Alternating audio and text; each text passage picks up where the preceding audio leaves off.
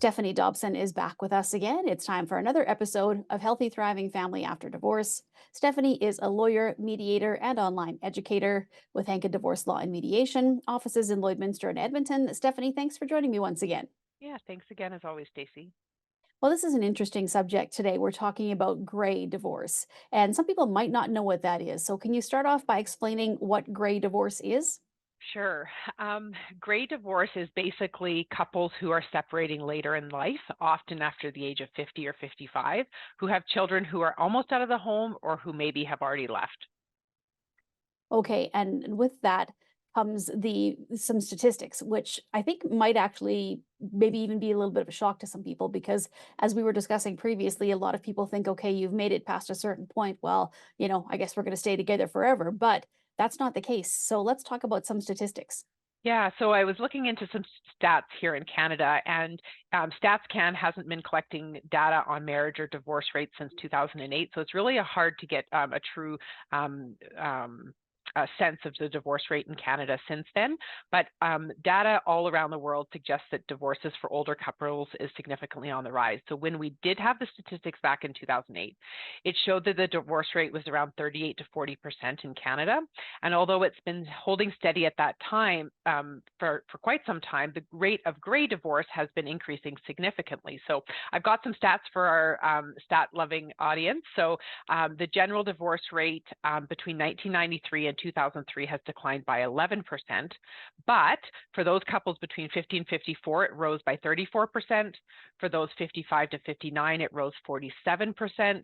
And by 31.7% for 60 to 64 and by 9.2% for those 65 and older. So in the US, there's lots of studies about gray divorce. And in one book called Home Will Never Be the Same Again, it's a book about gray divorce and the impact on families. And they actually did some statistics as well in that book. And they mentioned a study out of Bowling Green State University in 2012, which said that the divorce rate for those couples over the age of 50 has doubled and more than doubled for those over the age of 65. So these results to me were just staggering. And it's a little bit different when you're going through a divorce when you're older as compared to younger. So let's talk about some of the things that you have to consider in a gray divorce. Yeah, so when people divorce before they're in their 50s, typically there's a lot of different considerations. Often we're focusing on how to raise the children in two homes, how to cooperate specifically for the sake of the children, and how to divide property so that you can start over, buy a new house, really rebuild earlier in life. But when couples separate later in life after the age of 50, 55, often the priorities change. So maybe the children are out of the house, maybe they're done post-secondary education, and couples are often thinking about retirement and rather than building their career. So here's a few things to consider, and of course this is not an exhaustive list, but I would recommend thinking about estate planning, retirement planning, and insurance plans. So under estate planning, often we'll want to look at how to see how couples have accumulated their wealth and how they might want to pass it on to children.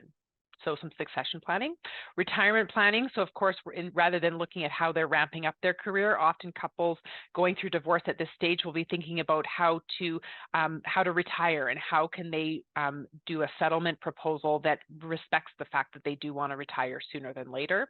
And then insurance plans. And as the years progress, it becomes harder and harder to get insurance. So if you've got an insurance plan, the question is who's going to remain as beneficiaries and how do we make sure that we divide the equity within the insurance plan equally? Now, what about when dealing with children when going through a gray divorce? In most of the cases, the children would be out of the home already, but it's still a difficult thing to do. So, what do you recommend, Stephanie, as some ways to deal with this when you are going through this process, but you still have adult children? Yeah, so as you said, often for these couples, their children are over the age of 18.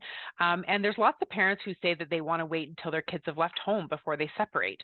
Now, here I'll give our parents in the audience another perspective. When all the kids have known is a one household family, and then subsequent to their departure, they see their parents moving into two homes because of a divorce, often there is that great sense of loss. And it really is hard for the kids to figure out where their home base is, especially if they've sold if the parents have sold the family home, and now the kids are coming home to a brand new home or an apartment or a condo, and really that familiarity can really be ripped from them.